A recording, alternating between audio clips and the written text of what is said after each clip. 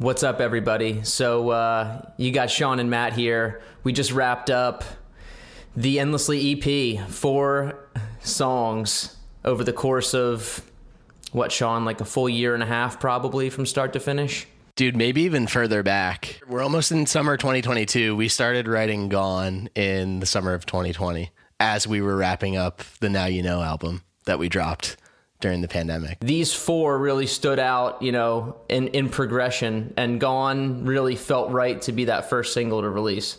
It really did, man. And I remember we started writing that. We started producing it when we were still in Philly.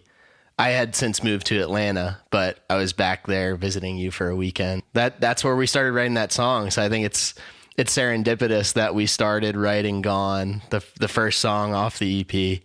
Not sequentially, but the first song that we started getting into off the EP while we were there. Yeah. And I mean, if we look at Gone specifically, the entire Endlessly EP is basically a journey that's an alternative rock lane that is a little bit different for us, but always something that we've admired and listened to growing up. So we really wanted to bring some of that feel into our own music, that late 90s, early 2000s sort of rock. Yeah. Even maybe going overboard in that lane to try to prove a point to ourselves that we could make a song like Stacy's Mom. That was actually one of the pieces of feedback that we got on Submit Hub for Endlessly, is reminiscent of Fountains of Wayne. From a polishing perspective, I think we've always come from a place where we wanted to make our music sound more professional. And I think this is, while it does sound very polished and the most professional sort of sound that we've come out with, now our goal moving forward is really to dial that back, become more experimental, using certain sounds, less layers, coming back to more raw form, because we've reached that peak, and really, finding our place within the genre that we really enjoy. I want to go back into Gone real quick. Definitely. So I was talking about how the entire EP is basically an alternative rock lane, but the lyrical content and where all of the emotions come, both in the instruments and the lyrics, come from a breakup. The first true love of my life. In the different songs are different components of that grieving process that you go through. Yeah, and not only the grieving, but the inception of it too. It's a good timeline that kind of captures where you were at each step of that journey in finding and losing that true love. And maybe my pattern wasn't the stereotypical pattern of what the process is, but I know that Gone song particularly was bargaining, because I was saying, I'll wait for you, even though the chorus was going, gone. That's my mind. I was losing my mind. It wasn't I'm physically gone. It was I'm losing my mind because I don't know what to do, and how do I bargain to get back what I've lost? Yeah. Now, do you think you felt like you were losing your mind because we were smack dab in the middle of the pandemic? That was probably 5-6 months in. Pretty turbulent at that point, but when I actually got COVID for the first time, which turned into this long COVID, which I don't know if the listeners really know about, but it's extended symptoms after you get over COVID. So brain fog, dizziness, fatigue, it affected me neurologically. And still is to this day, pretty significantly actually, and it goes in waves. So I was dealing with that along with this breakup, and I think a lot of the concepts on the album, I think I mentioned memories specifically in 3 of the 4 songs as being a major theme, partly because memories are all I have to latch onto about the relationship, but also I feel like I'm losing them. Part of this neurological thing I'm going through is my long-term memory is shot, and it's scary as hell. To try to figure out and navigate my way through it and be okay, I'm going to get these memories back and I'm not going to lose them. It's a really scary thought. So every time I write about that, it's coming from both of those places. Without those memories, baby, we don't have Hypothetical. And so I think that's the point of these songs, is it's not you sit down and you start to like think about concepts and what to write about. I mean, at least for me, vocally and lyrically, like it just has to come. I'm not thinking about it before. It's just always like what needs to spill out on the page, and then it happens. And I guess moving into the next two songs that we really wrote after Gone, it was Endlessly and Goodbye. And you had sent over instrumentals both at the same time, like for both of those tracks, and immediately it just clicked. I mean, what was going on with you during that point? I need new sounds, new plugins, new ways of doing things that actually spark new lanes that I'll like try to dive into musically.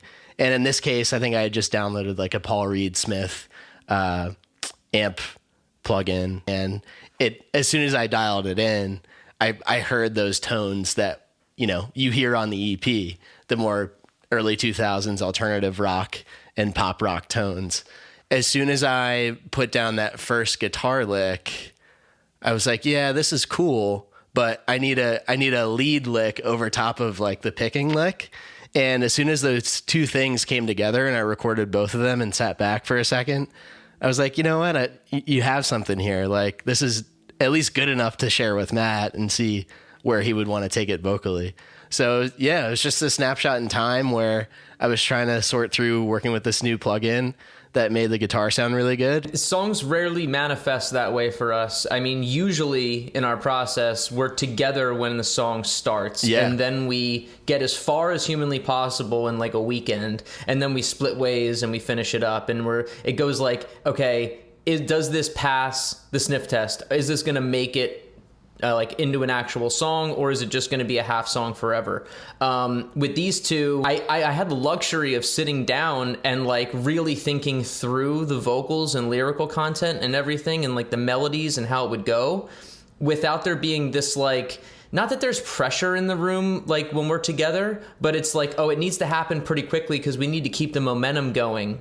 Where I was like able to sit with it for a week, and I honestly, looking back at the EP, think Goodbye is probably the best lyrical and melodic writing on the album. And it just, that first verse, it really just tells a story. And I remember we wrapped both Endlessly and Goodbye in the Poconos, which is just like this mountain getaway where we set up a makeshift studio. We got to get back there because there's always magic that happens there. But other than that, it's either my home studio in Atlanta or Matt's new setup in Florida. So, and I want to go back to actually the pressure topic for a second with the music component in the mix, and always trying to stay productive since we only have so many weekends out of the year that we are hanging out and doing things. There can be pressure that seeps into the room anytime we hit record, or like we're working through a 4 or 8 bar drum loop and trying to figure out what the melody needs. So yeah, that was a really interesting exercise, and something that we should probably do more often is to send more ideas back and forth in advance of when we're actually getting together, because it could alleviate some of those pressures that we kind of put on ourselves moving forward. But out of the pressure also comes diamonds too. So I just put so much weight on what we're doing musically, like this creative outlet that we have, that we share. I mean, nothing makes me prouder when we put out songs that we really enjoy. And, the feedback is nice, but obviously we're not like this well-acclaimed band. So really it is at the end of the day for ourselves. But like nothing I do in other areas of my life gives me as much joy. And that's where the pressure comes in, because I'm like, okay, if I don't produce something that really expresses how I feel, either on the guitar or in this instrumental or vocally, then I feel like I'm falling short. And it's a very important area. And when I'm alone in my own studio and working, I'm not drawn to it as much. Like there's just something about being with you that allows my creativity to come out. Speaking for myself, when you're in the room with me and we're producing or recording something, I'm going to either get pushed by you to be more experimental with it, or in my own head, I'm going to be like, all right, what would I typically do versus what's gonna make Matt react a certain way. So it's really the collaborative nature that we've fostered over the years that has allowed us to kind of grow and expand our sound. And yeah, we're just going to keep doing that and hopefully one-upping ourselves. You never know what's going to come next, but that's kind of that's the beauty of it. That's what keeps us coming back. Well, a lot of it also comes from our music influences too. And I mean, they continuously shift. But if you look at like what we were listening to in college versus what we're listening to now, like I got you on the jam band train, and then we got into like really weird sort of bands like King Gizzard, and we're like, how can we make songs that are this experimental and weird, but then come together and they are catchy too? I mean, like that's what we really strive for. And, you know, that's what you're trying to do in the studio, is create something that's totally unique. Absolutely. Let's talk about specific bands that we tried to tap into, or just influences that we've had that have never really wavered as we started Hypothetical. Historically speaking, the bands that we've referenced, number one is the Red Hot Chili Peppers. I mean, I know that band is used a lot. They're super popular. It's like, you know, it's a stock band for guys to say, what's your favorite band? The Chili Peppers. But the fact is like, we grew up on those guys. And if we could strive to make something as funky and as original, Kiedis just has this ability to sing and rap, you know, over these like very intricate instrumentals, you know, and that's four guys. And, you know, we're not that technical, but if we can do that on some scale, I think that would be really the ultimate vision in a lot of ways for what we strive to do. Yeah, I remember we talked about how when they're tracking a song, they're probably in a live room. They just have 4 to 5 channels of whatever their instrument is for that particular song, and then that's the song.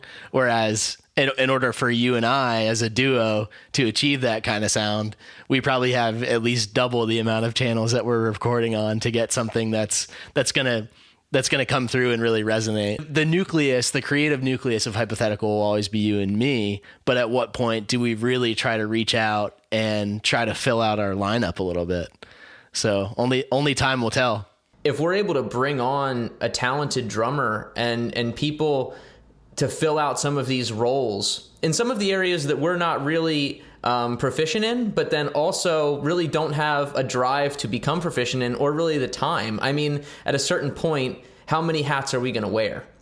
We're making our own stuff. We're pre-mixing. Then we're also doing our own videos from conception all the way through. And mostly it's from budget constrictions, and also like we're coming up with ideas on the fly. But I feel like the content game too has just become a whole nother level for us that like we somewhat enjoy, but we really wish we could just focus on the music. Yeah. It's a two-headed beast, if you ask me. Going from the actual creation, songwriting, recording, production of a song versus packaging it up. I would say I definitely am way more excited about the former rather than the latter, but we're finding our way in this DIY space. Disclaimer, the music industry for indie artists is not a lucrative business. So hence why we do have to do a lot of these things ourselves and equip ourselves with the tools to be able to do so. And I think we've done a pretty good job at that. Let's just wrap up Endlessly real quick, because we hadn't really touched on that. And that's an interesting one, because I usually go based off of pain. Like I talk about the negative experiences in relationships, and it's not because I want to, it's what comes out. I mean, and that's the type of music I listen to. It's the type of music I feel like resonates the best with me. And so that's what comes out. But with Endlessly, even though it has these undertones of some negativity, it's really probably the truest love song we've ever written. And it was really interesting because it was coming at the same exact time as Goodbye. And both of those songs, if we're talking about that chain, going back to that grieving train, I would say that was the denial stage. Endlessly was like the love song of like, this isn't real. Like, we're going to end up together. You know, there's no way this isn't going to happen. And here's a reminder as to all of the great things. And there's some references in there about like a garden and, you know, watering it and letting the memories grow and things like that in the second verse. And I mean, it's a pure love song. And then Goodbye is one that's like questioning, you know, is this goodbye? Is this done? And at the end, it's like, this is goodbye, and like coming to some sort of a realization, but still in denial of all of it, you know? Yeah, it's interesting that those two kind of trains were on the tracks at the same time. You can imagine how messed up my mind was going through. And that was, we wrote those, just for clarification, this past fall. Yeah. Going back to Endlessly specifically, I think my favorite section, and we could say for each of the songs, our favorite section would probably be the outro, because we always have some sort of interesting kind of jammy outro going on that really elevates the song. But I think my favorite part of Endlessly actually is after the first full chorus, and it switches to even on our worst days, this garden's filled with memories. And that slowly ramps up as like a second verse into a second hook. But structurally, it's a little bit off the beaten path, which I love. And it just, that section, for whatever reason, it always gives me goosebumps. Speaking on that part in particular, I remember specifically going after the National on that and really trying to capture that whole feeling that was going on, which is one of our huge influences. Yeah. You just have to, if you wanted to be Matt Berninger from the National, you'd have to drop your octave down one step. Sean does a lot of the lowest octaves because I just simply can't reach them. Oh yeah, I can reach it every now and then. So those two songs kind of happen simultaneously, and our whole plan all along was to release these songs as singles.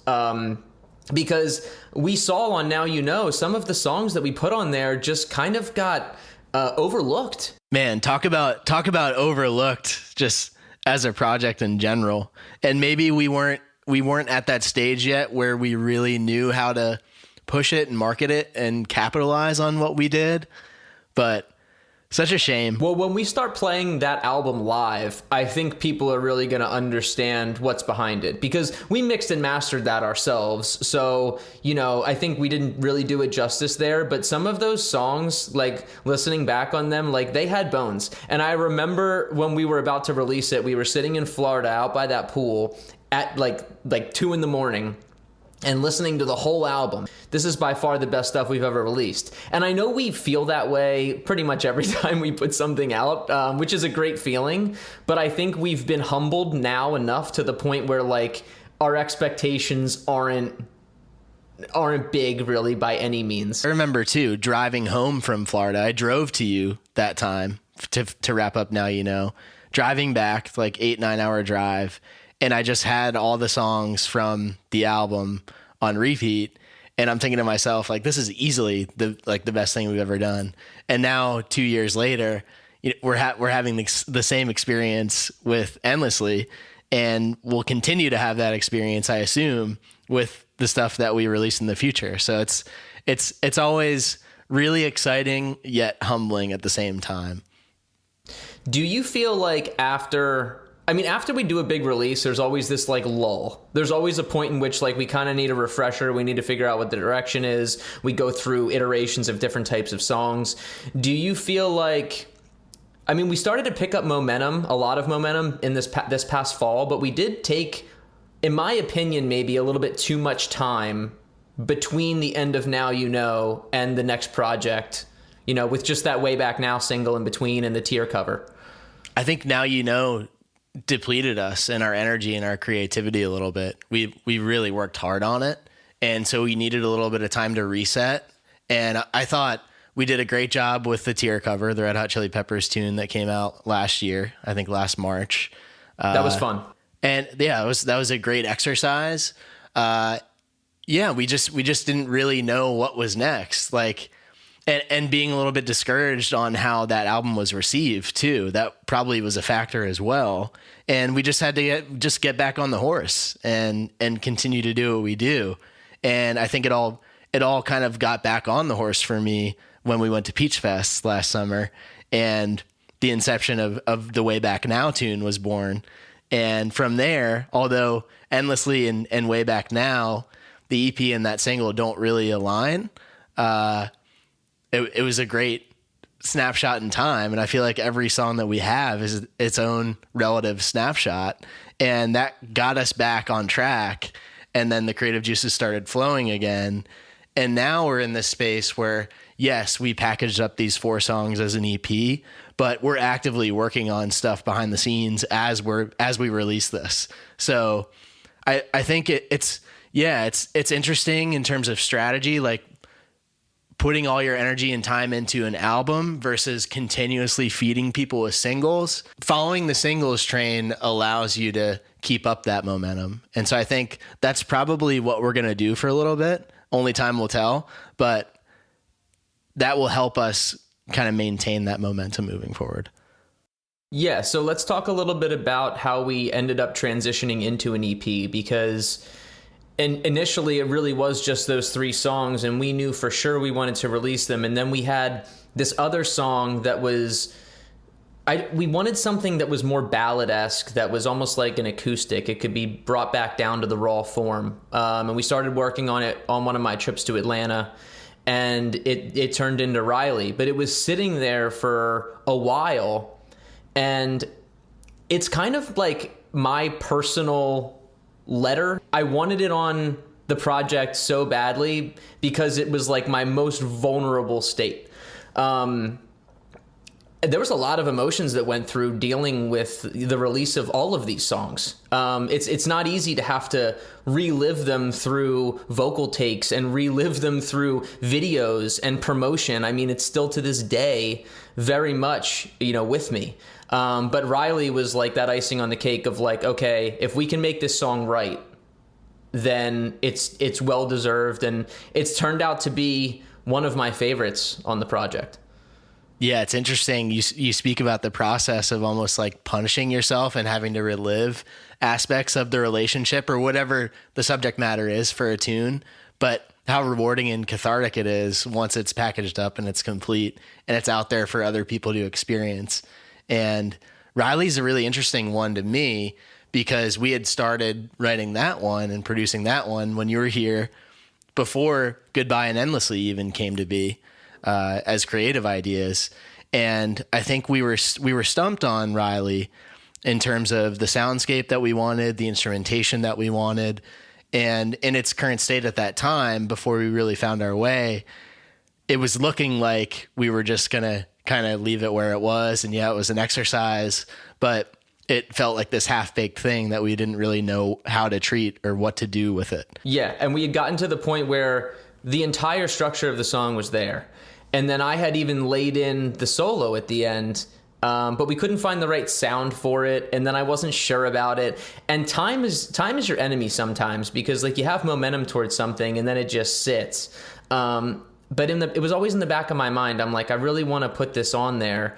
And then we spent, a good amount of time on a weekend. We were together finalizing it, and we were like, okay, this is a real song now. It sounds mature instead of like we were trying for something that wasn't working. It really came into its own. And I think that we packaged it up and immediately sent it to Walt, our mixing engineer, as the 4th track. And we were like, okay, we're going to release this as an EP. But all of that just happened just a few months ago.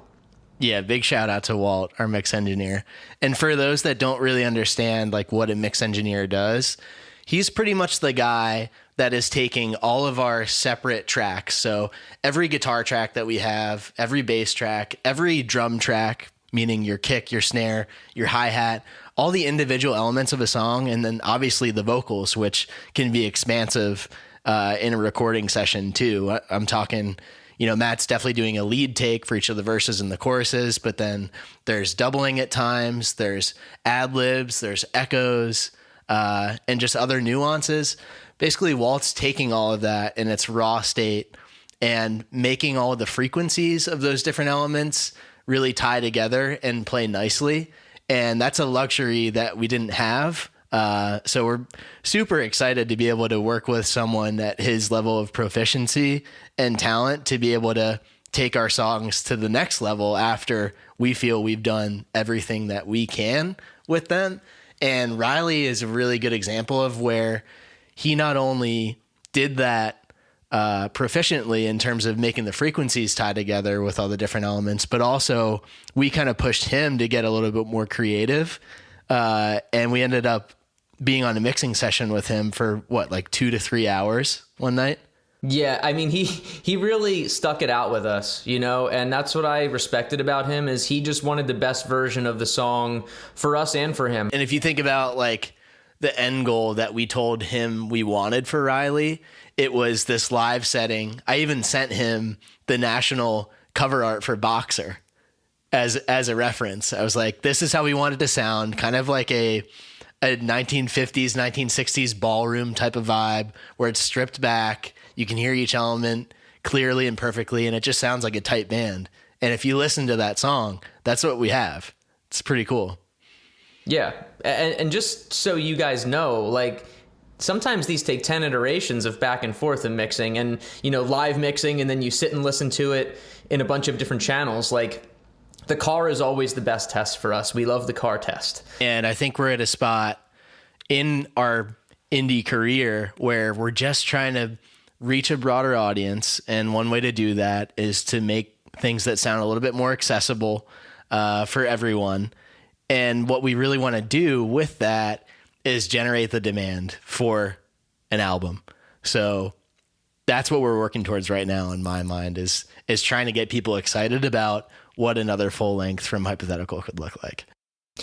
And so we always weigh this, like, we have conversations about this all the time, but like, it's been a long time since we've played live, and you're flexing a whole nother muscle. But at the same time, there is no better feeling in the entire world as playing your music on a stage. Like, I don't even know how to begin to describe how I feel when I'm like standing next to you, singing, playing, we got the whole band. That has to happen again in the near future. And it's perfect timing because we are about to release a full North American leg of tour, opening for the Red Hot Chili Peppers and the National. So you guys are in for a treat. Aren't we headlining and they're opening for us? I thought that's how it was going. No, I guess the point is that one of the difficulties obviously has been that Sean and I live in 2 different cities. Now, we have played shows like that before, but it just being the 2 of us writing everything, it's difficult to get musicians up to speed with our music, to be like, hey, we're only going to play a handful of shows at most, and we're not going to be paying you all that much money, and then it's just a quick gig. So it's difficult to find talented musicians that really believe in it, but that's a big goal for us in our career as musicians, is like doing that. Yes, 100%. And I think, as you said earlier, transitioning or shifting your songs from their recorded state to a live state and finding the right pieces to fill in and actually do it justice it's such a time suck, and it takes so much energy.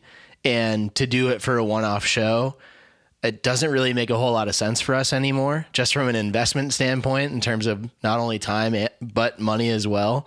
So it would be really nice to just just land a supporting role on a tour where we could justify the fact of putting that time and investment back into creating a live performance for us that we feel is doing our songs justice. And hopefully that comes at some point in the near future. Well, Sean, as soon as you move to Florida, I mean, that's going to be the game changer. I know that we've talked about this. You never know at what point it might happen. I may have to move to Atlanta in order for it to happen. I don't know. But at some point, we're going to figure this out because, my friend, it's awesome being in the studio with you, but prepping for live shows and blasting our ears and like with our own music, there's really nothing quite like that. Yeah, sharing the stage together is definitely, there's no better feeling.